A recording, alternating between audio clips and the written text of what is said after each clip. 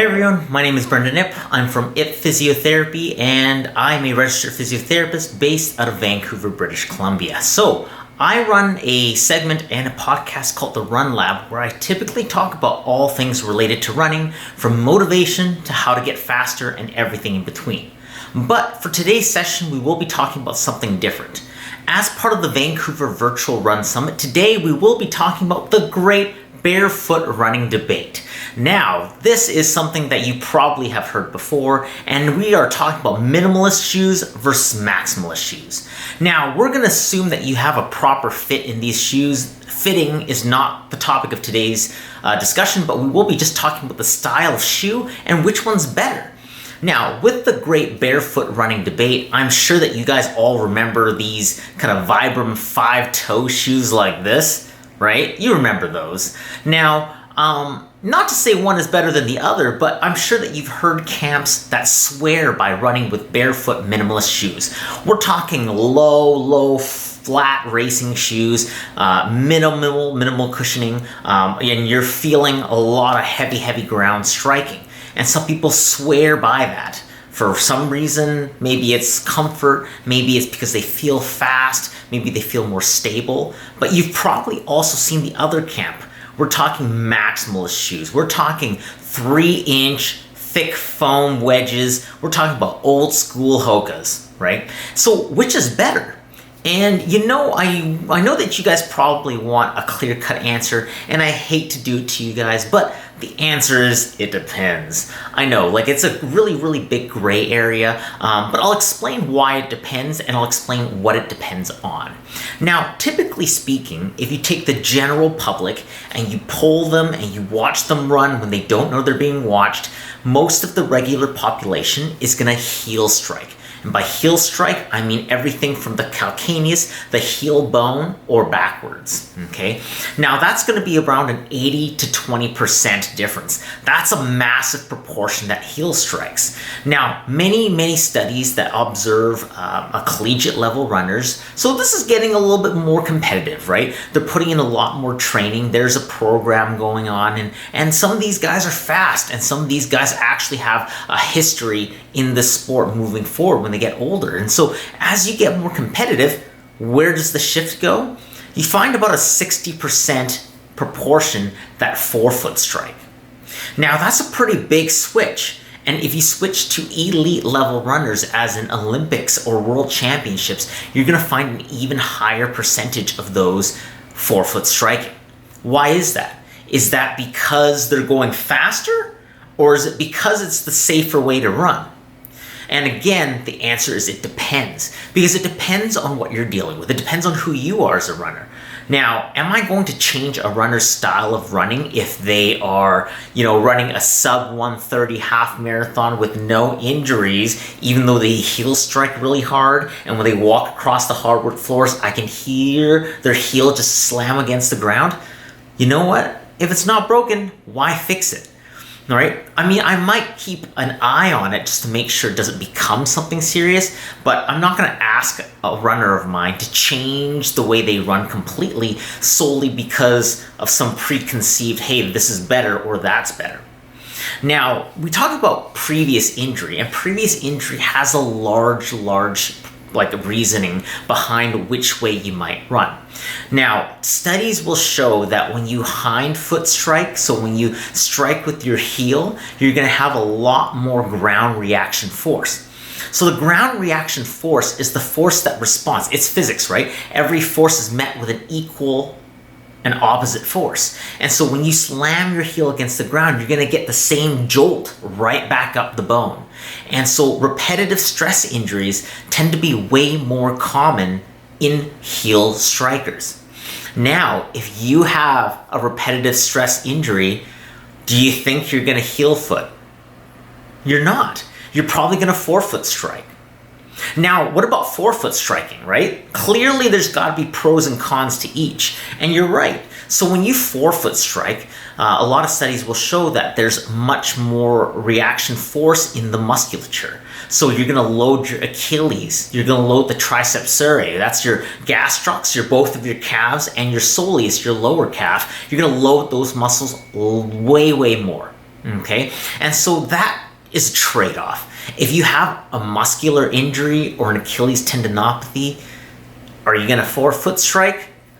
You're not going to, right? And so as you have injuries or as you accumulate different injuries, depending on how bad they are and how repetitive they are, they're going to come back to get you, and you're going to shift the way you run to avoid reactivating those injuries. Okay, so that's one big factor. But another thing is also speed.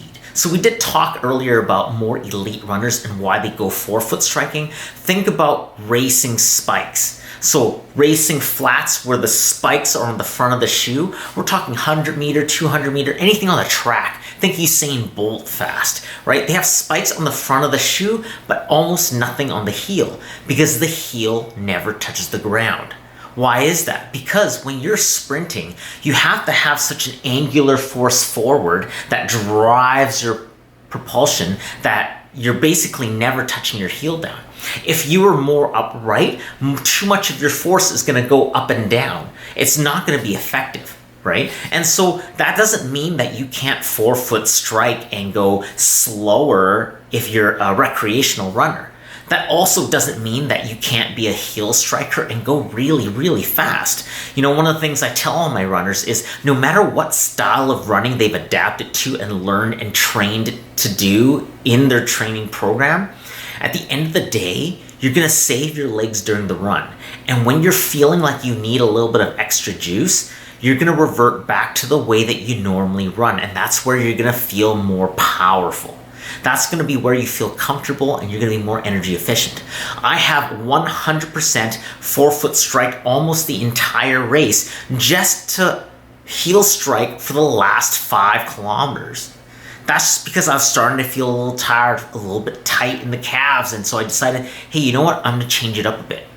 And so if you're coming back from injury and say you're running and say you have had a tibial plateau injury in the knee, say you have an unstable knee to begin with and you don't like the jolting and the stress at the knee, well, what you might do is you might run heel strike while you feel comfortable, and as you get more tired and your knee doesn't feel as stable, then you shift towards a forefoot strike to start loading the muscles more, right? It's a strategy more than anything.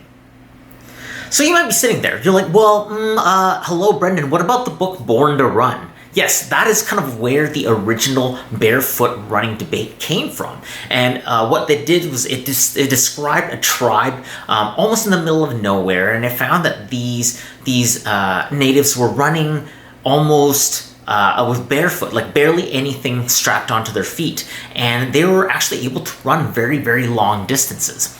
And I would say that's not wrong. I mean, evolutionarily, we didn't always have shoes, right? At some point, we were barefoot the whole way. The problem is that the world has evolved and changed as well. I would say that, yes, it's true. We were barefoot running for centuries and centuries and centuries. And so, should we continue to barefoot? Probably. But at the same time, the invention of asphalt and concrete and harder surfaces than grass and dirt means that we're open to a lot of excess stress that we're not familiar with. And so what we want to do is we want to minimize that at the end of the day. So when we go out to run, hey, if you're running in the field, if you're just running barefoot in the park during the summer, by all means, you can 100% go barefoot. But you're going to find that if you run in a minimalist shoe when you're not conditioned for it, and you're running on sidewalk, asphalt, or road races, you're going to find that you're going to feel a lot of that stress. So if you do decide to switch to a barefoot minimal shoe, you do have to make sure that you're going to condition yourself for that, right? Slowly wean into it. Wear it for some of your some of your runs, but not all of them, right? You can't just flip and go cold turkey and change your footwear all of a sudden. You should shift and gradually change into it. Maybe introduce it during a recovery run. Wear it around and walk in the neighborhood, right? Maybe wear it at work. But you're gonna feel the difference right away. When I strap on a minimal pair of shoes, even when I walk around the house, I can feel the difference. And so I will play around with that as well, right? It's no different than when you wear a racing shoe to kind of break it in a little bit before your race day. Racing shoes are going to be very minimal. All right. So you're still with me here. I know that I talked really, really fast. But so we can establish that wearing maximal shoes will encourage you to heel strike. And when you wear minimal shoes, it encourages you to forefoot strike. Now, some of you are probably sitting there thinking, all right, Brendon, I don't have any injuries. I don't have to baby anything. Just tell me which one's better for me, which one's faster. I want to know. I want to get faster. And what I will do is I will point you towards a study called The Effects of Footwear and Strike Pattern on Running Economy. So in this study, researchers took a bunch of runners and they had them run 3 miles per hour on a treadmill, and they basically just tracked how the strike pattern was, and they standardized them in terms of maximal shoes, minimal shoes, and then they also took a look at the stride rate and distance. So they basically controlled for your complete stride. So if one person were simply heel striking more because he was taking longer strides, they would control for all of that. And what they found actually were that people who wore minimal shoes were about 2.5% more economical than those wearing traditional running shoes. Now, this is regardless of strike pattern. This is just a difference between minimal and maximal shoes. When you look at a heel striker versus a forefoot striker, they found that there was no economy difference between the two. Likely because I think runners who are used to heel striking will be economical with heel striking, and those who are used to forefoot striking will be economical with forefoot striking. So it stands to reason then that if you want to be a little bit more economical, you will actually go a little bit more minimal. But it does take a lot of time to adjust to minimal shoes like we mentioned. So I have a challenge for you guys. Regardless of which style of shoe you wear or what kind of striking pattern, what I want you to do is I want you to take off your shoes, take off your socks, go barefoot. And I want you to just run around the house a little bit, or if you have a driveway or if you have a backyard, just run naturally a little bit just barefoot, and let me know what kind of strike pattern you find yourself running with. I venture a guess that you're actually going to be forefoot striking almost entirely. Okay, so there is some a little bit science to that. If you want to bias your pattern towards a certain way, you will wear the shoe that encourages that.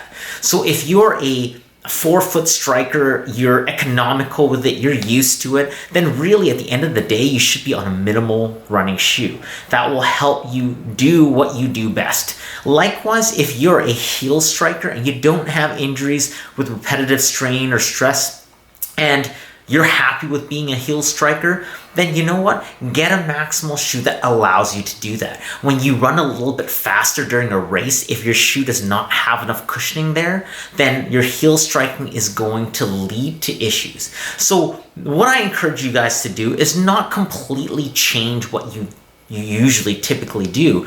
Just find a way to optimize that. So I would say that normally there's a lot of things to take into account. If we look at the general population, the reason why most of the general public heel strikes is likely because they tend to have a lower cadence than elite runners, and their strides are a little bit longer. So if I reach farther with my foot, it stands to reason that I will kind of pick up the toe and land more on the heel. There's a little bit more stopping force when you reach because your heel's going to direct the force right back at you, which stops your propulsion or your momentum.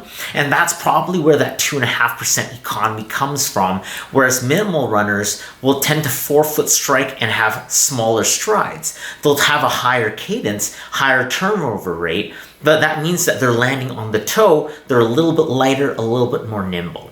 So there are some differences there, but again, like I said at the beginning, it all depends. So try not to be concrete in how you think of what you should do, but do what feels natural, you know? If you're a heel striker, embrace that. If you're a forefoot striker, embrace that. Now, as I said before, the information presented today is solely based on clinical evidence, clinical experience, and then my own thoughts and preferences, and is not meant as a actual medical treatment. So if you're dealing with something specific, please seek help from a registered physiotherapist or other certified healthcare practitioner and get accurately diagnosed and assessed so that we can actually tell you what you need to do.